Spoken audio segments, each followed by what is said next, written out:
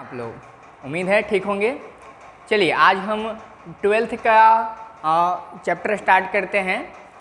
Biology का 12th का chapter start करते हैं, जिसमें से आपका पहला यूनिट है रिप्रोडक्शन, जिसमें पहला चैप्टर है हमारा रिप्रोडक्शन इन ऑर्गेनिज्म। फिर आता है sexual reproduction in flowering plant. Third है हमारा ह्यूमन रिप्रोडक्शन और लास्ट वाला है यूनिट का लास्ट चैप्टर रिप्रोडक्टिव हेल्थ। हमको अलग अलग चैप्टर में अलग अलग चीज़ें पढ़नी है। आज हम शुरुआत करते हैं पहले चैप्टर की, जिसका नाम है रिप्रोडक्शन इन ऑर्गेनिज्म। क्या पढ़ने वाले हैं हम लोग? Reproduction in organism. ये यूनिट का पहला चैप्टर है। फिर इसके बाद हम लोग पढ़ेंगे sexual reproduction in flowering plant, plant में कैसे रिप्रोडक्शन होता है। फिर ह्यूमन रिप्रोडक्शन, ह्यूमंस कैसे रिप्रोड्यूस करते हैं। फिर रिप्रोडक्टिव हेल्थ, जहाँ पे रिप्रोडक्शन से रिलेटेड हेल्थ इश्यूज के बारे में पढ़ेंगे। फिलहाल हम आज चैप्टर स्टार्ट कर रहे हैं रिप्रोडक्शन इन ऑर्गेनिज्म। सबसे पहले तो हमें चैप्टर में क्या पढ़ना है हमें ये पता होना चाहिए। क्या पढ़ने वाले हैं चैप्टर में? रिप्रोडक्शन के बारे में पढ़ने वाले हैं। किस में? ऑर्गेनिज्म में। ऑर्गेनिज्म का क्या मतलब है सर हमारा? ऑर्गेनिज्म से मतलब है हमारा कि सारे प्लांट्स, फिर एनिमल्स और जितने भी माइक्रो ऑर्गेनिज्म हैं, सारे प्लांट्स, सारे एनिमल्स और जो micro organism, sir micro organism जो से बैक्टीरिया हो गया हमारा, सिंपल ऑर्गेनिज्म, माइक्रो ऑर्गेनिज्म जो आँख से नहीं दिखते, नेकेड आई से नहीं दिखते, जिसको माइक्रोस्कोप से देखना पड़ता है, तो सारे को हम लोग क्या कहते हैं? ऑर्गेनिज्म के अंदर इंक्लूड करते हैं। ठीक है, अब हम इसके अंदर में क्या पढ़ने वाले हैं? रिप्रोडक्शन पढ़ने वाले हैं। तो सबसे पहले हमें रिप्रोडक्शन वर्ड का मतलब पता होना चाहिए। आइए रिप्रोडक्शन वर्ड का मतलब देखते हैं। क्या मतलब है रिप्रोडक्शन का? रिप्रोडक्शन का मतलब है कि यह एक ऐसा प्रोसेस है ना, जिसके द्वारा कोई ऑर्गेनिज्म क्या करेगा ना, अपने नंबर में इंक्रीज करेगा, अपने पॉपुलेशंस को इंक्रीज करेगा। सारे लोगों को, सारे इंडिविजुअल्स को, सारे स्पेसीज को, सारे एनिमल्स को, सारे प्लांट्स को अपना पॉपुलेशन इंक्रीज करना है। तो जिस प्रोसेस के द्वारा अपना पॉपुलेशन इंक्रीज करेगा उसे हम रिप्रोडक्शन कह रहे हैं। बायोलॉजिकली कैसे डिफाइन करेंगे इसको? तो बोलेंगे it is a biological process. क्या है ये? एक बायोलॉजिकल प्रोसेस है। Biological process by which an organism gives rise to new offspring of its own kind. देखोगे यहाँ पे एक टर्म जोड़े हैं हम, ऑफ इट्स ऑन काइंड। क्या मतलब है ऑफ इट्स ऑन काइंड का? कहने का मतलब है ना कि एक ऐसा प्रोसेस है रिप्रोडक्शन जिसके द्वारा कोई ऑर्गेनिज्म ना एक नया ऑर्गेनिज्म प्रोड्यूस करता है, वो भी कैसा? अपने जैसा। देखो क्या लिखे हैं, it is a biological process, एक बायोलॉजिकल प्रोसेस है जिसके द्वारा बाय विच एन ऑर्गेनिज्म, कोई organism gives rise to new offspring, एक नए संतान को पैदा करता है। कैसा? Of its own kind. Of its own kind का मतलब है अब ऐसा नहीं ना होगा कुत्ता का बच्चा कुत्ता पैदा करेगा, कुत्ता का बच्चा बिल्ली पैदा करेगा, ऐसा तो नहीं होगा। कुत्ता का बच्चा कुत्ता ही पैदा करेगा, बिल्ली का संतान बिल्ली ही होने वाला है। तो वही कह रहे हैं क्या होने वाला है? Of its own kind. ठीक है, अब हम इसके चैप्टर्स के अंदर में और क्या पढ़ना है, तो चैप्टर्स को हम लोग मेनली कैसे डिफाइन करेंगे देखेंगे। रिप्रोडक्शन के अंदर में हमें क्या क्या पढ़ना है, रिप्रोडक्शन इन ऑर्गेनिज्म इस चैप्टर में क्या क्या पढ़ना है। सबसे पहले तो एक चीज़ जाननी है हमें, लाइफ स्पान के बारे में सबसे पहले जानना है, लाइफ स्पान क्या है। और फिर रिप्रोडक्शन पढ़ना है हमें, जहाँ पे हम रिप्रोडक्शन के अंदर में क्या क्या देखेंगे। रिप्रोडक्शन के 2 टाइप्स देखेंगे, कौन कौन से? एक एसेक्सुअल और दूसरा होगा हमारा सेक्सुअल रिप्रोडक्शन। तो इस चैप्टर में सबसे पहले क्या पढ़ने वाले हैं हम? कौन सा टर्म पढ़ने वाले हैं? लाइफ स्पान के बारे में जानते हैं। आइए क्या है लाइफ स्पान, इसको मिटाते हैं।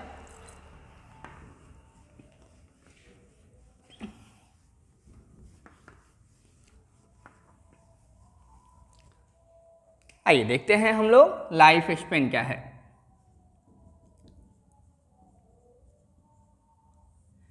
लाइफ स्पेन से हमारा मतलब होता है कि कोई ऑर्गेनिज्म कितना जीवन काल है उसका, कितना जिंदगी कितना जी रहा है वो। कहने का मतलब है वह टाइम पीरियड जब उसने जन्म लिया था वहाँ से लेकर के वह टाइम पीरियड जब उसकी मृत्यु होती है, इस पूरे टाइम पीरियड को हम लोग क्या कह रहे हैं? Life span. कहाँ से कहाँ तक? जो उसका जन्म हुआ, जब उसका बर्थ हुआ, और वहाँ से लेकर उसके डेथ तक को टाइम पीरियड को हम लोग क्या कह रहे हैं? Life span. लाइफ स्पेन क्या है? ये टाइम पीरियड है कहाँ से कहाँ तक, टाइम पीरियड फ्रॉम बर्थ, लेकिन कहाँ तक, डेथ तक। कैसा डेथ होना चाहिए, ऐसा नहीं कि अब एक्सीडेंट से भी डेथ हो सकता है, ऐसा डेथ नहीं, नेचुरल डेथ होना चाहिए। क्या होना चाहिए, natural death, from birth to natural death. कोई एक्सीडेंट वगैरह से डेथ वगैरह नहीं होना चाहिए, नेचुरल डेथ होना चाहिए। उसी टाइम पीरियड को हम लोग क्या बोलेंगे, लाइफ स्पैन बोलेंगे। अब अलग अलग ऑर्गेनिज्म का लाइफ स्पैन अलग अलग हो सकता है। अभी हम देखना है कौन से ऑर्गेनिज्म का लाइफ स्पैन कितना है। एनसीईआरटी हमें कुछ एक्सप्लेन करता है, कुछ ऑर्गेनिज्म का लाइफ स्पैन याद करने के लिए उसमें दिया गया है, जिससे हम जानेंगे आज कि उन ऑर्गेनिज्म का लाइफ स्पैन कितना है। लेकिन उससे पहले हम लाइफ स्पैन के बारे में कुछ और टर्म जानते हैं। जैसे क्या लाइफ स्पैन किसी ऑर्गेनिज्म का क्या साइज है उस पर डिपेंड करेगा? नहीं, लाइफ स्पैन किसी ऑर्गेनिज्म के साइज पे डिपेंड नहीं करेगा। जैसे एनसीईआरटी कहता है कि क्रो का लाइफ स्पैन है 15 ईयर, क्रो का लाइफ स्पैन 15 ईयर, और एक पैरोट का लाइफ स्पैन कितना है, लगभग 140 ईयर। दोनों का साइज लगभग सेम होता है, क्रो और पैरोट का साइज अबाउट लगभग सेम है, लेकिन दोनों के लाइफ स्पैन में एक बहुत बड़ा डिफरेंस है। मतलब लाइफ स्पैन का साइज से कोई रिलेशन नहीं है। क्या लिखेंगे हम, life span do not depend on size, कोई रिलेशन नहीं है साइज से। ठीक है। अब लाइफ स्पैन ना कुछ अलग अलग तरीके की हो सकती हैं। जैसे देखेंगे हम लोग, लाइफ स्पैन कुछ अलग अलग तरीके की हो सकती हैं। क्या क्या? एक तो हम बोलेंगे एवरेज लाइफ स्पैन, दूसरा मैक्सिमम लाइफ स्पैन, और थर्ड लाइफ एक्सपेक्टेंसी। क्या है ये चीज़ें, आइए जानते हैं। जब हम एवरेज लाइफ स्पैन बोलते हैं ना, इसका मतलब होता है कि हर उस ऑर्गेनिज्म के उस पॉपुलेशन में लोगों की या उस ऑर्गेनिज्म की क्या लाइफ है। जैसे देखिएगा, कोई ऑर्गेनिज्म मान लीजिए उसमें 15 ईयर जी रहा है, कोई 14 ईयर जी रहा है, कोई 20 ईयर जी रहा है, तो उस ऑर्गेनिज्म का एवरेज लाइफ स्पैन क्या है, एवरेज कितना जी रहा है वो, उसी को हम लोग कहते हैं average life span. Maximum life span क्या है? मैक्सिमम लाइफ स्पैन है कि उस ऑर्गेनिज्म में सबसे ज़्यादा जीवन काल किसी ऑर्गेनिज्म का रहा होगा, वो उस ऑर्गेनिज्म का मैक्सिमम लाइफ स्पैन है। जैसे मान लीजिए ह्यूमंस में कोई ह्यूमन 105 ईयर जी गया, तो मैक्सिमम लाइफ स्पैन क्या हो गया ह्यूमंस के, 105 ईयर। वैसे ही लाइफ एक्सपेक्टेंसी क्या है? लाइफ एक्सपेक्टेंसी है कि हम कितना एक्सपेक्ट करते हैं उस ऑर्गेनिज्म के बारे में, उस स्पेसीज के किसी इंडिविजुअल के बारे में कि जी सकता है। एवरेज लाइफ स्पैन क्या बोले? Average year lived by the organism या lived by the individual of that species. ठीक। मैक्सिमम लाइफ स्पैन क्या कह रहे हैं हम? मैक्सिमम लाइफ स्पैन कह रहे हैं कि उस पॉपुलेशन में मैक्सिमम कितना कोई इंडिविजुअल लिविंग स्टेट में रहा है। Maximum age lived bye an individual of that species. और लाइफ एक्सपेक्टेंसी क्या है? लाइफ एक्सपेक्टेंसी है कि हम उस ऑर्गेनिज्म के बारे में, किसी स्पीसीज के ऑर्गेनिज्म के बारे में क्या एक्सपेक्ट करते हैं कि कितना लाइफ उसका हो सकता है, कितने ईयर वो जी सकता है। Life years that expected about that organism to live, कितना जी सकता है। ठीक है, ये है लाइफ स्पैन के बारे में कुछ चीज़ें। अब हम क्या करेंगे, कुछ ऑर्गेनिज्म के लाइफ स्पैन आज देखेंगे कि कुछ ऑर्गेनिज्म के लाइफ स्पैन कितने होते हैं। आइए देखते हैं बच्चे, लाइफ स्पैन कितने होते हैं कुछ ऑर्गेनिज्म। उसको मिटा दिया जाए। आप जब बीच में मिटा रहे होते हैं उस टाइम लिख लिया करिए।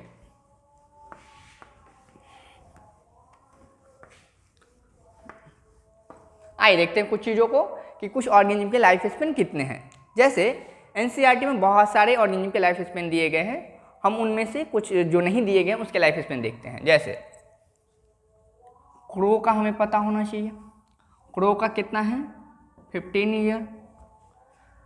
हमें पैरोट का पता होना चाहिए, पैरोट का लाइफ स्पेन कितना है 140 ईयर। हमें पीपल का लाइफ स्पेन पता होना चाहिए, पीपल का कितना है 2000 to 3000 ईयर। बहुत सालों तक जीता है, 2000 से 3000 साल, बहुत ज़्यादा हो गया। बनियान ट्री का पता होना चाहिए, बनियान ट्री बरगद बोलते हैं 200 to 300 ईयर्स। कुछ और ट्री का जैसे मैंगो का पता होना चाहिए, मैंगो का हम बोलेंगे 100 to 150 या कहीं कहीं पे 200 ईयर्स भी दिया रहता है। और देखेंगे हम क्रोकोडाइल का, देखेंगे क्रोकोडाइल का जितना लगभग ह्यूमन का होता है लगभग 60 ईयर्स, उतना ही क्रोकोडाइल का भी होता है 60 ईयर्स। डॉग का देखेंगे हम लोग, डॉग का लगभग 20 to 25 ईयर्स। और भी ऑर्गेनिज्म के देखेंगे एनसीईआरटी में जो है उसको जरूर देखेंगे हम लोग। जैसे हॉर्स का देखेंगे, हॉर्स का लगभग 35 ईयर। एलिफेंट का देखेंगे हम लोग, एलिफेंट का लगभग 60 to 75 ईयर। कहीं कहीं पे आपको 60 to 90 मिल जाएगा, कहीं पे 75 to 90 मिल जाएगा, इसके लिए कोई दिक्कत नहीं है। 60 to 75 हम लोग एवरेज लेके चलते हैं। और राइस प्लांट इसका 3 to 4 मंथ देंगे हम, देखते होंगे खेत वगैरह में जो धान का खेती की जाती है लगभग 3 to 4 मंथ में धान की खेती हो जाती है। तो राइस प्लांट का 3 to 4 मंथ। कुछ और का देखेंगे हम लोग, बटरफ्लाई का देखते हैं, एनसीईआरटी में दिया गया है butterfly 1 to 2 weeks. May fly का लगभग 2 वीक्स। और रोज का देखते हैं, रोज प्लांट का। देखो रोज प्लांट है, हम रोज प्लांट के बारे में बात कर रहे हैं। रोज का बुश अगर दिया रहेगा, रोज का बुश दिया रहेगा तो उसका हो जाएगा 10 ईयर, लेकिन रोज का प्लांट दिया रहे तो हम कितना बोलेंगे 5 to 7 ईयर। ठीक है। और कुछ छूट रहा है क्या? हमें लगती है एनसीईआरटी में से सारी कुछ हो गई है, इसको भी उतार लिया जाए।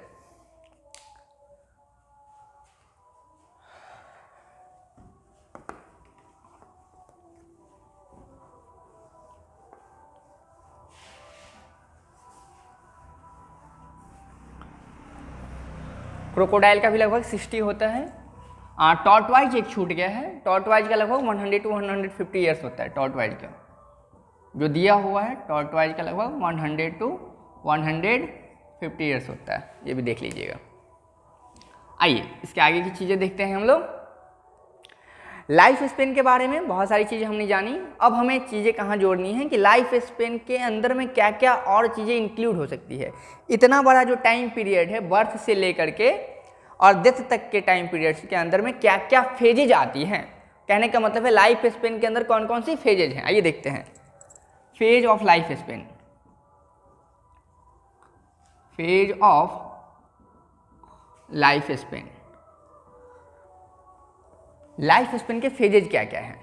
मतलब ऐसा तो है नहीं कि हमारा बर्थ हुआ उसके बाद डेथ हो गई डायरेक्ट, नहीं। बर्थ के बाद हम ग्रो करते हैं, हम डेवलप होते हैं, धीरे धीरे ग्रो करते हैं, फिर हमारे अंदर मैच्योरिटी आती है, फिर धीरे धीरे हमारी एज बढ़ती है और अचानक से क्या होता है फिर डेथ हो जाती है। मतलब बर्थ के बाद हमारे अंदर ग्रोथ हुई है, फिर एक ऐसा टाइम आया है जब हम रिप्रोडक्शन के कैपेबल हुए हैं, फिर उसके बाद हमारे एजिंग हुआ, एज बढ़ता चला गया है और फिर अंत में हमारा डेथ हो गया है। तो हम कैसे डिफाइन करेंगे इसको, फेज ऑफ लाइफ स्पेन को। लाइफ स्पेन के फेज में बहुत सारी चीज़ें हैं। फर्स्ट ऑफ ऑल हम इसमें बोलेंगे बर्थ, या इसी को हम लोग बर्थ के बाद जो फेज आता है उसको हम लोग कहते हैं जुवेनाइल फेज। बर्थ के बाद से ज़्यादा फेज आता है उसको हम लोग बोलते हैं जुवेनाइल फेज। जुवेनाइल फेज को ही प्लांट में हम लोग क्या कहते हैं, वेजिटेटिव फेज कहते हैं, वेजिटेटिव फेज कहते हैं। दूसरा हमारा फेज है मैच्योरिटी फेज। क्या है? मैच्योरिटी फेज, या इसी को हम लोग कह सकते हैं रिप्रोडक्टिव फेज। मैच्योरिटी फेज को ही हम कह सकते हैं रिप्रोडक्टिव फेज। सुनिएगा। तीसरा एजिंग, एज बढ़ने को हम लोग एजिंग कह रहे हैं। प्लांट को में इसी को सेनिसेंस कहते हैं। जैसे पत्ती वगैरह का, लीफ वगैरह का, स्टेम वगैरह का धीरे धीरे ओल्ड हो जाना, धीरे धीरे जो गिरने लगते हैं उनको हम सेनेसेंस कहते हैं प्लांट्स में, और एनिमल्स के अंदर में उनको एजिंग कहते हैं। धीरे धीरे जो हमारी एज बढ़ती जा रही है उसको एजिंग कहते हैं। और चौथा है लास्ट हमारा डेथ। चौथा क्या है हमारा? डेथ। अल्टीमेटली डेथ ही आता है, तो डेथ। इतने फेज में हम बांट सकते हैं। वैसे कभी कभी 3 फेज में ही बांटा जाता है, जुवेनाइल फेज, रिप्रोडक्टिव फेज और सेनेसेंस फेज और डेथ। क्या है अलग अलग? सुनिएगा। बर्थ के बाद से लेके, पहले के बारे में बता रहे हैं जुवेनाइल फेज के बारे में, क्या कह रहे हैं हम?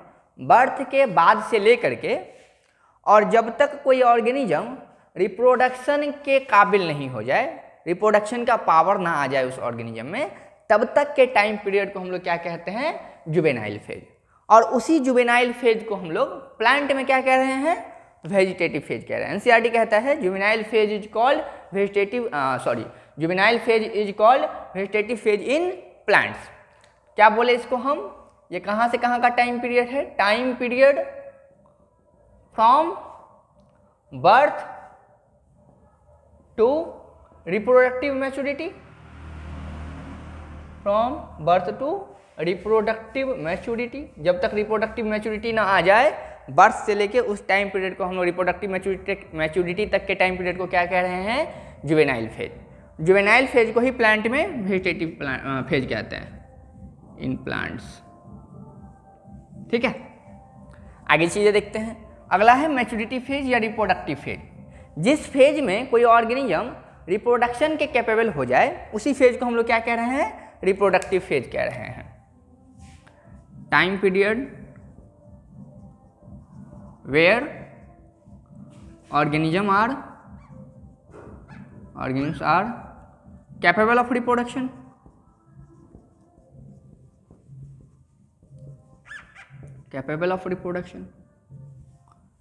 एजिंग और सेनेसेंस क्या है? इसका मतलब होता है कि एक टाइम आता है ना कि फिर धीरे धीरे बॉडी के पार्ट्स, बॉडी के सेल्स धीरे धीरे कम काम करना शुरू कर देते हैं। धीरे धीरे हमारे ऑर्गन्स के अंदर डिटोरिएशन शुरू हो जाता है। डिटोरिएशन का मतलब है धीरे धीरे उनके फंक्शंस घटने लगते हैं। उस पूरे पीरियड को हम लोग क्या कहते हैं? एजिंग या सेनेसेंस कहते हैं। सुनिएगा क्या कह रहे हैं? In this period, in this phase या in this period, in this phase there is progressive deterioration. मतलब बॉडी के फंक्शन का प्रोग्रेसिव डिटोरिएशन होता है। देयर इज प्रोग्रेसिव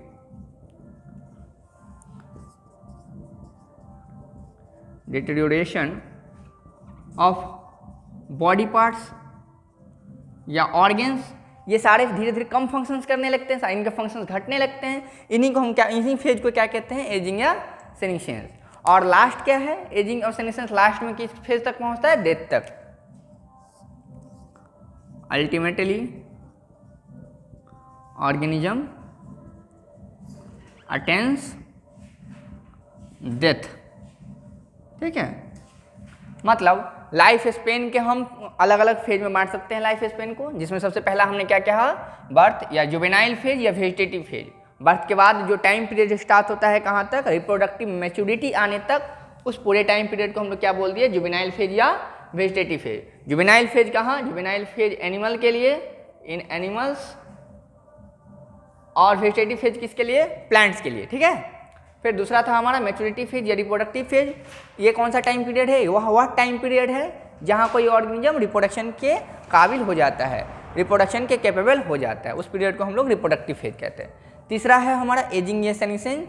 ये कौन सा फेज है? इस फेज में क्या होता है कि ह्यूमंस के अंदर या किसी भी ऑर्गेनिज्म के अंदर क्या होता है? उसके ऑर्गन्स धीरे धीरे कम फंक्शंस करने लगते हैं। इन फेज को हम लोग कहते हैं सेनेसेंस फेज या एजिंग। ठीक है, और अल्टीमेटली कोई भी ऑर्गेनिज्म कहाँ पहुँचता है? डेथ तक।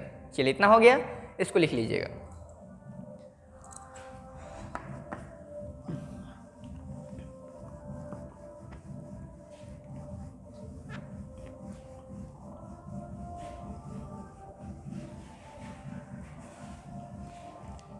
चलिए, हमने रिप्रोडक्शन का डिफिनीशन देख लिया है। क्या कहा था हमने रिप्रोडक्शन के डिफिनीशन के बारे में?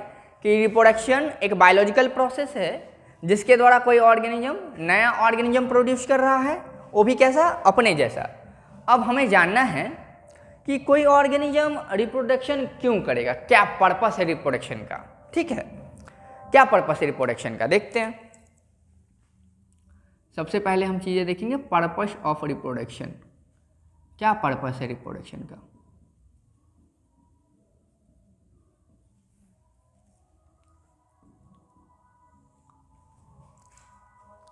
अच्छा, पर्पस ऑफ रिप्रोडक्शन देखने से पहले, जैसे हम अभी थोड़ी देर पहले देखे हैं कि लास्ट फेज हमारा अल्टीमेटली कहाँ पहुंचता था किसी भी ऑर्गेनिज्म का, डेथ तक।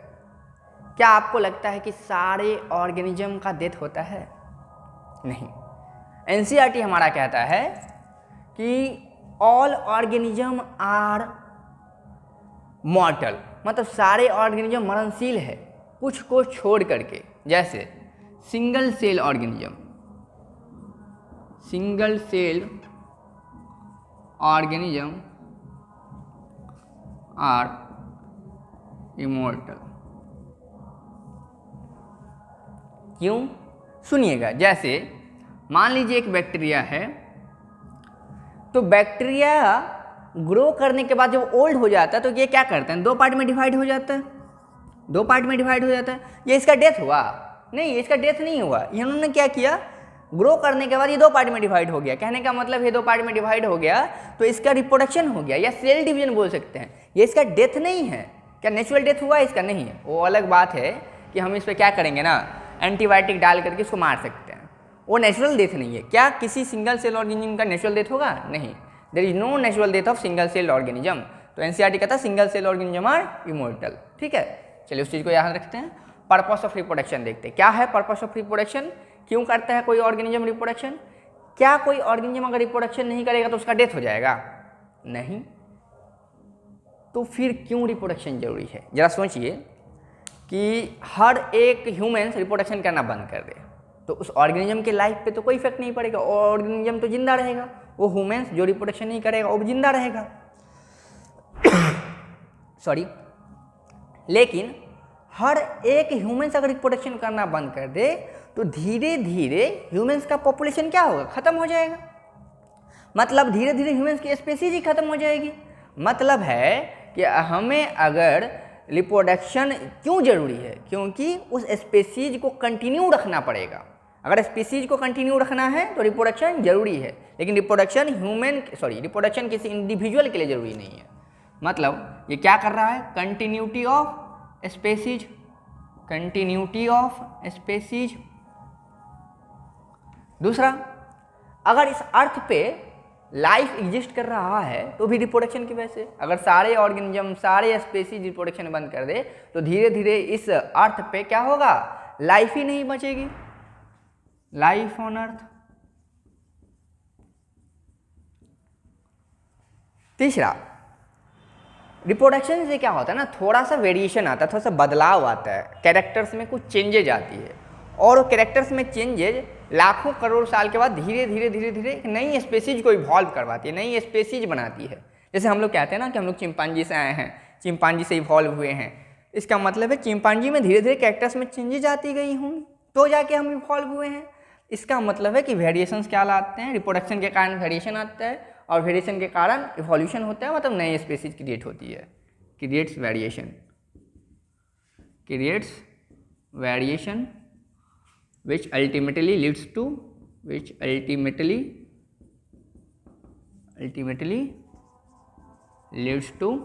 evolution। ठीक है। फिर कुछ चीज़ें और, जैसे रिप्रोडक्शन से ना अलग अलग एज का पॉपुलेशन भी कंट्रोल रहता है। जैसे मान लो कि रिप्रोडक्शन ना हो, ह्यूमंस के अंदर मान लीजिए रिप्रोडक्शन नहीं हो रहा है, तो क्या होगा, नए यंग बेबीज तो प्रोड्यूस नहीं होंगे, लेकिन धीरे धीरे लोग एजिंग के कारण धीरे धीरे ओल्ड होते जाएंगे, धीरे धीरे बूढ़े होते जाएंगे। तो क्या होगा, यंग लोगों की संख्या घटती चली जाएगी और ओल्ड लोगों की संख्या बढ़ती चली जाएगी। मतलब अगर हर एक एज के पॉपुलेशंस को हमें लिमिट रखना है, एक लिमिट रेशियो में बना के रखना है, तो रिप्रोडक्शन जरूरी है। ये क्या करता है, कंट्रोल द पॉपुलेशंस ऑफ या number of populations of different age group,